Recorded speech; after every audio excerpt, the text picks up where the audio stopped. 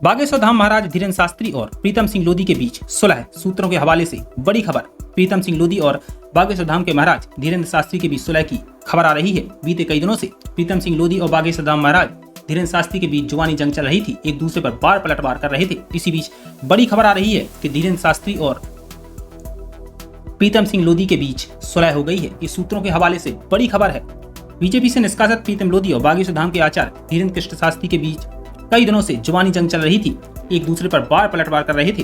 शुरुआत हुई थी अगस्त में, जब ब्राह्मणों को लेकर प्रीतम सिंह लोधी ने एक बयान दिया था, जिसको लेकर धीरेन्द्र शास्त्री ने सार्वजनिक मंच से उनकी ठटरी बांधने की बात कही थी। इसके बाद बीजेपी से निकाले जाने के बाद ग्वालियर पहुंचे प्रीतम लोधी ने धीरेन्द्र शास्त्री को जनाना तक कह दिया था और कहा था कि मेरे सामने आएंगे तो पजामा गीला हो जाएगा।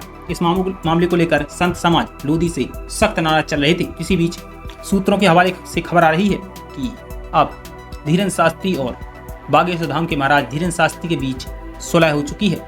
एक न्यूज पोर्टल द सूत्र के मुताबिक प्रीतम सिंह लोधी से बातचीत की है और इस बातचीत में प्रीतम लोधी ने कहा कि अब मेरे मन में किसी को लेकर कोई गिला शिकवा नहीं है। मैंने पहले भी सिर्फ फर्जी साधु संतों पर टिप्पणी की थी, मैंने ब्राह्मणों को लेकर कुछ भी आपत्तिजनक नहीं कहा था। लोधी ने कहा कि मैंने पहले कुछ नहीं बोला था और मेरी बातों का गलत मतलब निकाला गया। इस बातचीत में लोधी यह भी कह रहे हैं कि अब वो दोबारा कभी बीजेपी की राय पर नहीं चलेंगे। यानी उन्होंने कह दिया कि बीजेपी से जो उनका रिश्ता टूट गया है वो अब नहीं जुड़ेगा। प्रीतम लोधी और बागेश्वर धाम के बीच पिछले कई दिनों से बार पलटवार चल रहा था, जुबानी जंग चल रही थी, लेकिन अब इन सब बातों पर शायद विराम लग जाएगा। दोस्तों, आपको बताते चलें कि न्यूज पोर्टल द सूत्र ने ये भी बताया है कि प्रीतम सिंह लोधी और बागेश्वर धाम के बीच चल रही लंबी जंग की अब अंत हो गया है और जो उनके बीच जुबानी जंग चल रही थी वो अब खत्म हो चली है।